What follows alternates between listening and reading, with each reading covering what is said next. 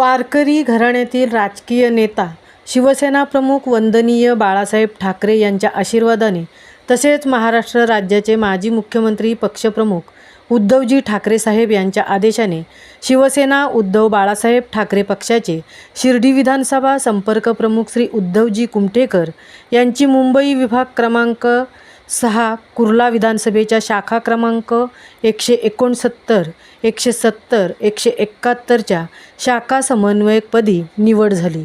हरिभक्तपरायण श्री उद्धव कुमठेकर हे एक वारकरी असून मोरेमाऊली वारकरी संप्रदायातील कोकणातील रायगड जिल्ह्यातील पोलादपूर तालुक्यातील हळदुले गावचे सुपुत्र आहेत.